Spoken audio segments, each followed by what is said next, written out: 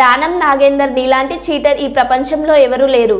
BRS పార్టీని cheat చేసిపోయి Congress పార్టీలో చేరి సికింద్రాబాద్ ఎంపీగా పోటీ చేస్తే ప్రజలు బుద్ధి చెప్పారు. కడియం పచ్చి మోసగాడు, క్యారెక్టర్ ఉన్న వ్యక్తిని అని చెప్పుకుంటాడు, కానీ కడియం పెద్ద చీటర్.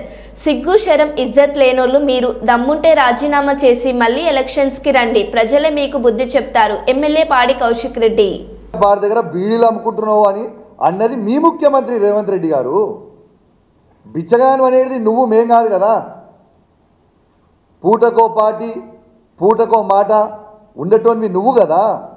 కాంగ్రెస్ పార్టీలో ఉన్నావు, దాని తర్వాత తెలుగుదేశం పార్టీ పోయినావు, దాని తర్వాత మళ్ళీ కాంగ్రెస్ పార్టీకి వచ్చినావు, మళ్ళీ తర్వాత మళ్ళీ బీఆర్ఎస్ పార్టీకి వచ్చినావు, మళ్ళీ కాంగ్రెస్ పార్టీ పోయినావు.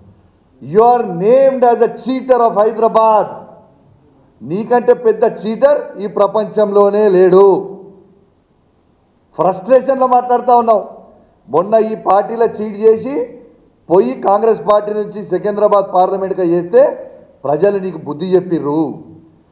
రేపు నువ్వు ఎమ్మెల్యేగా కాదు మాజీ ఎమ్మెల్యేగా శాశ్వతంగా మిగిలిపోతావు, గ్యారెంటీ నాగేందర్ రాసి పెట్టుకో అని చెప్తా ఉన్నాను.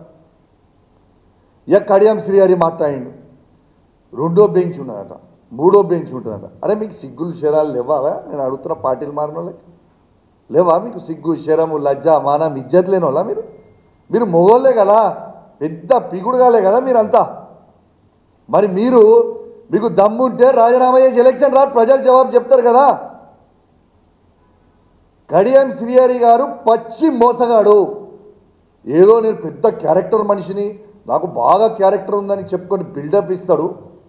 ఆయనంత పెద్ద చీటర్ని ఈ ప్రపంచంలో నేను చూడలేదు.